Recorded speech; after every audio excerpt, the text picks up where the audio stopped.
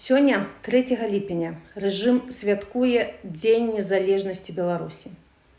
На справе ж, канешне, ні пра якую сапраўдную незалежнасць ці свабоду гаворкі не ідзе. Краіна як ніколі залежыць ад волі Расіі. Рэсурсы, палітычныя рашэнні і нават войскі рэгулююцца Крамлём. Беларусь цяпер гэта сапраўдная антыутопія. Пампезныя канцэрты мільённых коштаў.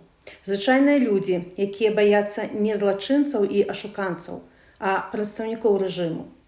У турмах павольна паміраюць больш за 11 сотень людзей, якія выбралі быць сумленнымі і свядомымі.